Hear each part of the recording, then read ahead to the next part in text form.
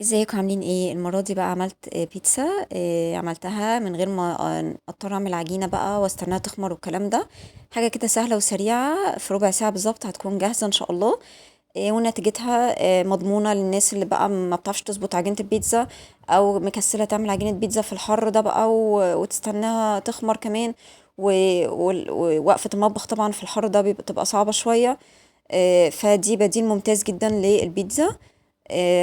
مش هتاخد منكم فعلا وقت ولا مجهود، ونتيجتها ان شاء الله ان شاء الله مضمونة. وبصوا بقى يعني ما لزقتش في الصينية خالص، وكمان سمكها حلو قوي وفكرتها مختلفة. انا بحب الصراحة اقدم وصفات كلها فكرة مختلفة كده وسهلة وبسيطة، وتكون سريعة جدا، دي اهم حاجة عندي. بحب يعني ان انا اقدم حاجة مختلفة. فاتمنى ان انتوا كده تجربوها وتقولوا لي رايكم. بس قبل ما نبدا يا ريت تعملوا سبسكرايب للقناه وتفعلوا الجرس عشان يوصلكوا كل الفيديوهات الجديده اللي بنزلها. وكمان تاخدوا لفه في القناه كده وتتفرجوا على كل الوصفات والافكار الجديده اللي انا بقى انزلها. ان شاء الله تعجبكم. بصوا بقى هوريكم كمان ايه. بصوا جمال لما طلعت من الفرن. بصوا بقى كمان هوريها لكم من قريب. وهنا بصوا الطبقه سمكها حلو قوي.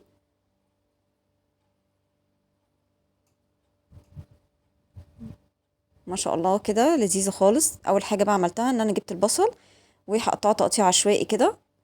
هستخدم حوالي بصلتين متوسطين.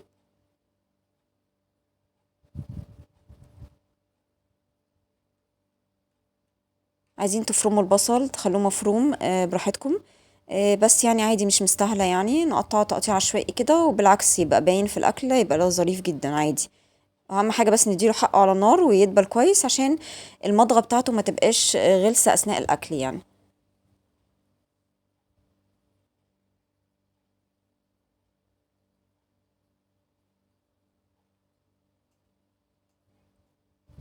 عامة أي أكل يعني بنعمله على يفضل إن احنا نسيبه ياخد حقه على النار.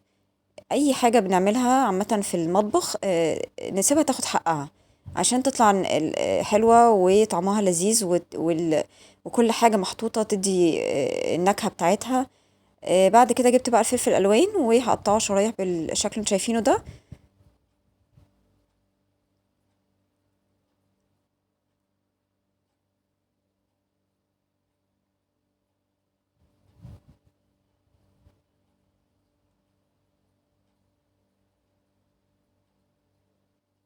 بعد كده بقى اثناء ما كنت بقطع البصل طبعا نكون والفلفل الالوان، اكون حاطه طاسه على النار تسخن شويه، وهنزل بمعلقه كبيره من السمنه.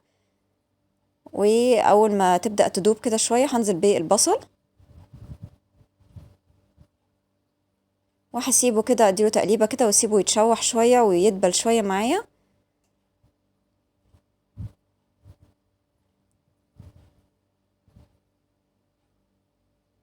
واول ما يدبل هنزل بمعلقه كبيره من الثوم المفروم. وبرده ايه اسيبه 5 دقايق كده مع البصل ياخد ويدي كده ويتشوح عشان كل حاجه تنزل النكهه بتاعتها، فنديها حقها على النار. هي خطوه الطاسه دي ان شاء الله مش هتاخد اكتر من ربع ساعه ان شاء الله يعني. بعد كده هنزل بالفلفل الالوان، وبرده ايه اسيبه كده شويه 5 دقايق كده بس يدبل والكميه بتاعته تكش شويه.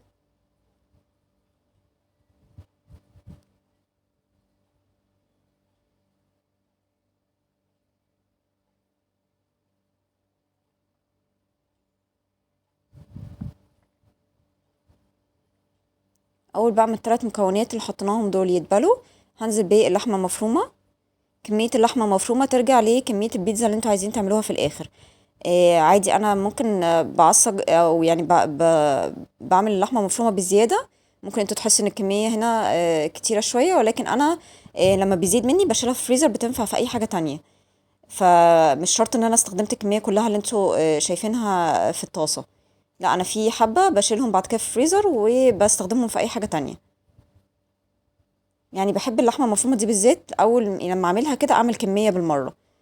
بعد كده بعد ما اللحمه المفرومه لونها بدأ يغير شويه كده، هنزل بمعلقه صغيره من الملح، ما نكترش قوي عشان لسه في اضافات تانية هتدي طعم مالح. فمش عايزين الدنيا تحدق قوي. بعد كده نزلت بمعلقه صغيره من الفلفل الاسود ومعلقتين صغيرين من بهارات اللحمه، وهقلب بقى كويس خالص. وهسيب اللحمه مفرومه 10 دقايق كده او اقل، كمان 7 دقايق. هتلاقوها بقى ده تنزل صوص كده ولونها اتغير تماما. او اهم حاجه ان كل قطعه لحمه مفرومه تكون لونها متغير، وتسيبوها 10 دقايق كده بس زياده تاكيد ان هي استوت.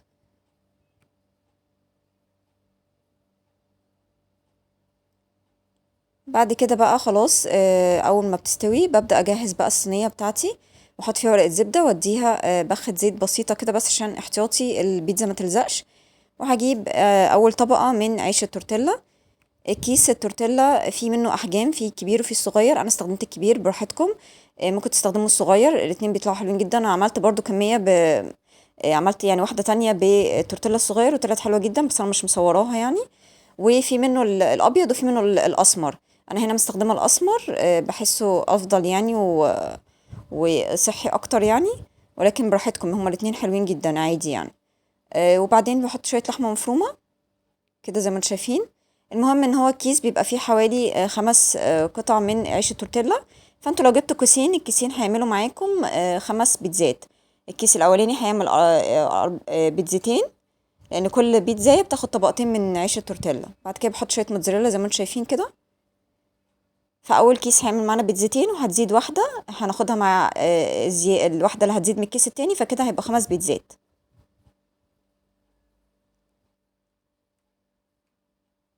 واللحمه مفرومه الكميه زي ما قلت لكم، اتحكموا فيها براحتكم. عايزين تزودوا وتشيلوا شويه في الفريزر ينفعوا في اي حاجه تاني براحتكم، عايزين تعملوا على قد بالظبط براحتكم برضو.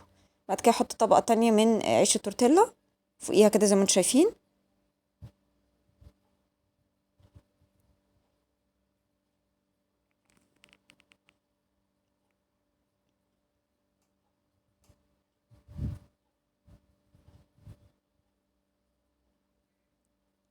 بعد كده هجيب صلصه طماطم. عايزين تعملوا صلصة بيتزا براحتكم طبعا، حاجة ترجع لكم، بس انا بحاول ابسط الوصفة على قد ما اقدر. واخليها كمان سريعة على قد ما اقدر يعني. انا بحب اعمل وصفات سريعة كده وافكار مختلفة، لان الافكار طبعا متكررة طبعا وكده، فانا بحاول يعني على قد ما اقدر ان انا ادي حاجة مختلفة شوية بس. وهوزعها بالفرشة كده، احسن حاجة بالفرشة عشان ما نزودش الكمية قوي وتبقى معقولة كده. وبرضه هسيب لكم، انا كنت عامله قبل كده بيتزا بالعجينه، وعامله معاها صلصه البيتزا، يعني عملت البيتزا بكل تفاصيلها من اولها لاخرها. برضه هتلاقوها على القناه عندي. هسيب لكم اللينك بتاعها في صندوق الوصف لو حابين تبصوا على طريقه صلصه البيتزا، وتعملوها في الوصفه دي براحتكم خالص. وبعد كده احط شويه موتزاريلا كده على الوش. انا هنا مستخدمه موتزاريلا اللي هي ميكس جبن، بتبقى شيدر مع رومي مع موتزاريلا اللي هي البيضه دي. تمام، فبتبقى لذيذة قوي، في طعمها لذيذ جدا. ميكس جبن دي بتبقى يعني الصراحة لذيذة خالص. بعد كده احط شوية زيتون، عشان كده قلت لكم ما نزودش الملح، عشان الزيتون بيبقى فيه نسبة حدوقة يعني، فمش عايزين الحاجة تبقى حادقة قوي في الاخر. حطيت شوية كده زيتون بسيط. وبعد كده هحط شوية فلفل الوان على الوش كده، بيدي شكل لذيذ وطعم طبعا لذيذ برضو. وعقبال ما انا شغاله كده نكون اكون مشغله الفرن على درجه حراره 250، عشان البيتزا بس تدخل كده، تاخد صدمه الحراره ولون الموتزاريلا كده يسيح ويغير، يعني لون، قصدي يتغير يعني ياخد لون كده ذهبي بسيط وتسيح الجبنه. يبقى كده احنا تمام، نطلعها على طول.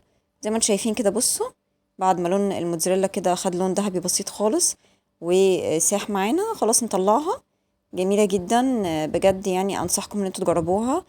حاجة سريعة وبسيطة كده ومختلفة شوية وجميلة جدا. أتمنى أن انتوا تكون عجبتكم وتكون كانت مشاهدة ممتعة. ما تنسوش تاخدوا لفة في القناة كده وتتفرجوا على باقي الوصفات والأفكار اللي بقدمها، وكمان تعملوا سبسكرايب للقناة وتفعلوا الجرس عشان يوصلكوا كل الفيديوهات الجديدة اللي بنزلها. وشكرا جدا لمشاهدتكم ومتابعتكم.